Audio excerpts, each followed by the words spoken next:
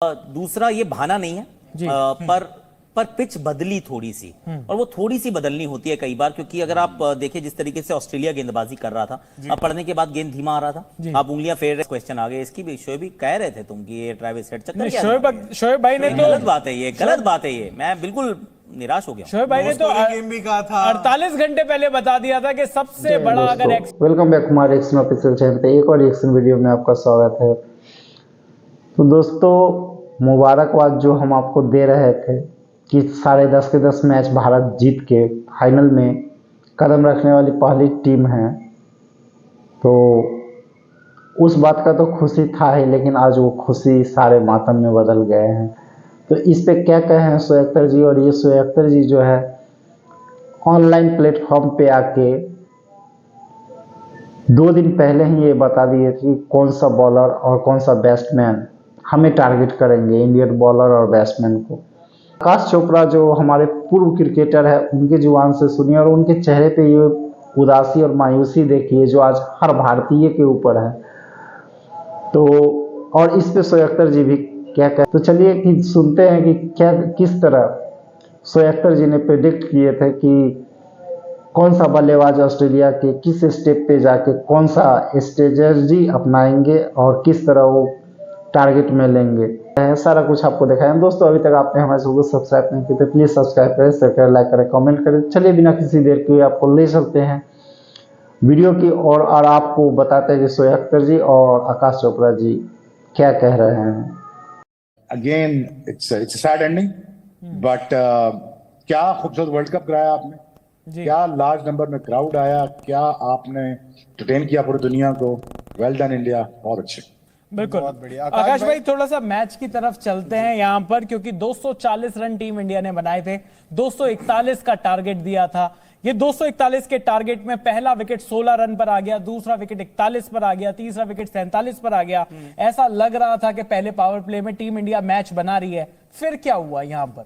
पहले शुरुआत में भी ना एक्चुअली ओवर एक्साइटेड टीम लगी थी, क्योंकि जिस गेंदबाजी की हमने तारीफ किया उस गेंदबाजी का एक कैरेक्टर ट्रेट था कि अनुशासन, डिसिप्लिन।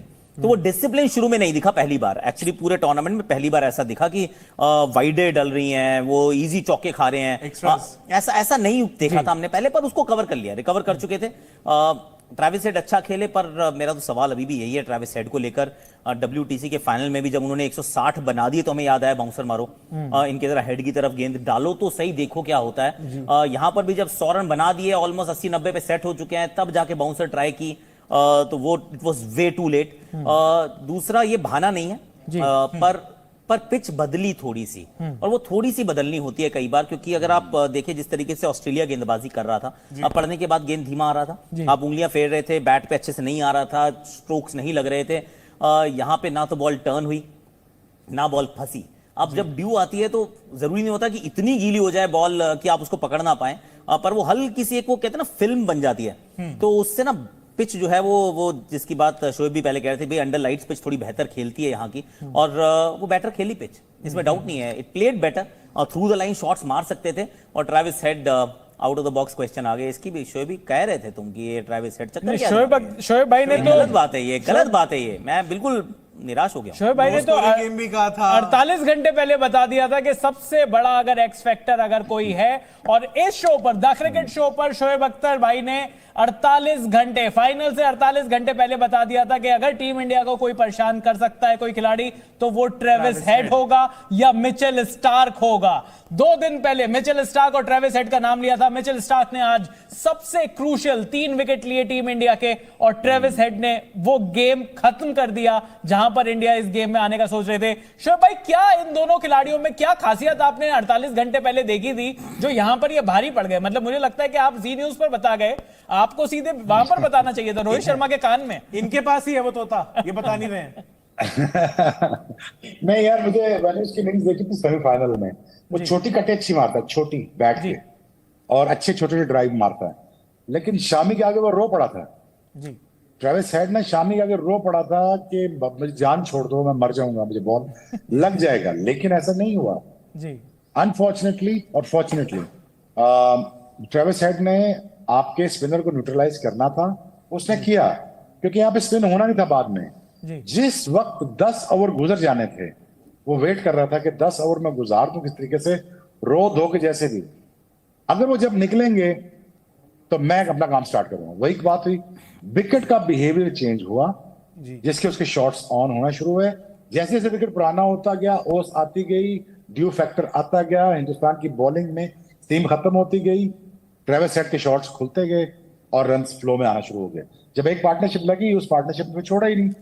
दूसरा यह है कि आपके पहले 10 ओवर में अगर 5 आउट हो जाते हैं ना, तो फिर भी ये ऑस्ट्रेलिया टीम पकड़ी जा सकती थी जी। लेकिन वो कैच की तरफ ना जाना, ट्रेविस हेड के कैच का पहली बॉल पे, फिर उसको बड़ा लकीली वो बचता रहा। बेल्स के ऊपर से बॉल जा रही है, इधर से जा रही है, वहां से जा रही है, तो वो बचता रहा यार, उसका आप कुछ नहीं कर सकते। वो सकलैन कहता ना कुदरत का निजाम, उसके बारे में हम कुछ नहीं कर सकते। तो वो बच गया वहां से। अब जब बचा है तो यार ये इतने रूथलेस प्लेयर हैं, ये फिर जब सेट हो जाते हैं और विकेट आपको मजेदार अपना साथ दे रहा होता है, तो फिर देन यार गेम वाज ऑल ओवर। जब 100 रन इन्होंने पार्टनरशिप कर ली थी, 100 पे जब पहुंचे तो मेरे दोस्त बैठे हुए साथ, मैं कहा नहीं यार आप नहीं आउट होंगे, ये मारते मारते ही अब विकेट इतना आसान हो जीत जाता।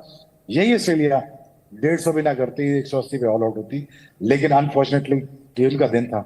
ये गोस्ट शोज यार, जब बड़ा फाइनल आता है, बड़ी टीम।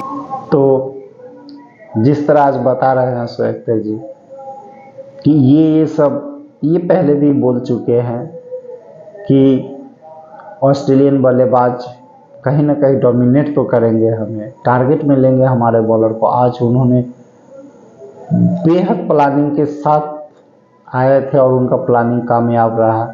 और एक एक्स फैक्टर जो ड्यू फैक्टर, वो भी उनके ही फेवर में गए, क्योंकि हम लोगों ने टॉस हार के पहले ही कोई भी डिसीजन लेने का हक खो दिए थे और ऑस्ट्रेलिया ने टॉस जीत के पहले बॉलिंग करने का निर्णय किया, और जिसमें ऑस्ट्रेलिया ने अच्छी तरह अपनी सोची समझी प्लानिंग के साथ हमारे सारे बल्लेबाज और पूरी टीम को 240 पे ऑल आउट कर दिया।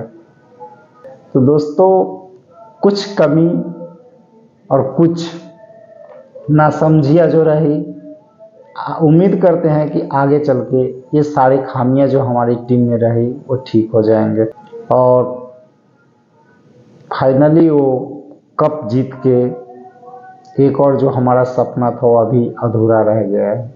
तो दोस्तों, मिलते हैं आपसे किसी और वीडियो में।